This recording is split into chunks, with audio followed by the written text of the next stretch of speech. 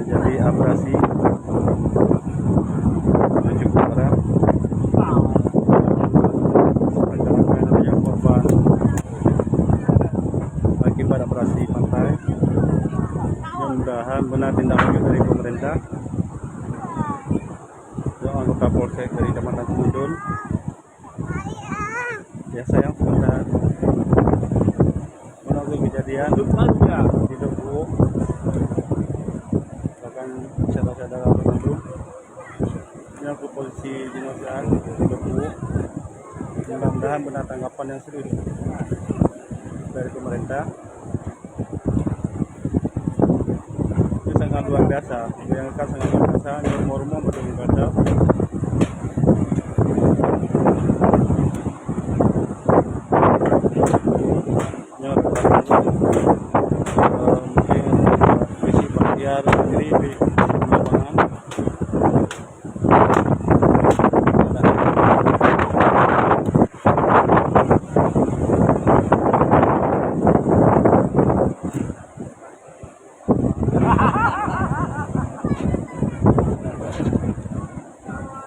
Suasana rumah masyarakat di Debu. Kita kalau sama-sama punya rumah baik dibongkar Bandung. Yang berokar maunya diakhir di namun ke dalam laut. Bukan,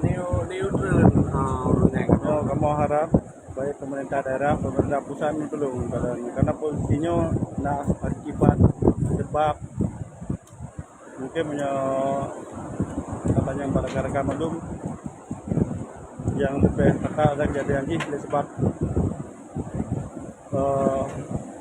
proyek yang gagal yang juga di pemasangan baju jetinya mungkin tentang apa baju dari bagi kejadian sebab lagi.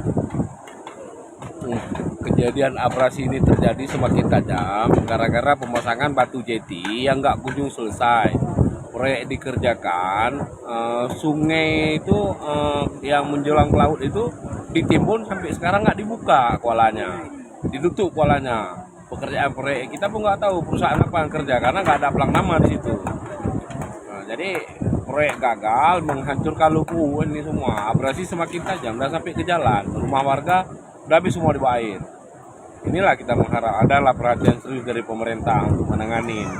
Kan sayang kita tengok rakyat kita nggak tahu lagi mau kemana. Harapan kita ya pemerintah serius untuk menangani ini. Mungkin itu yang dapat kita sampaikan.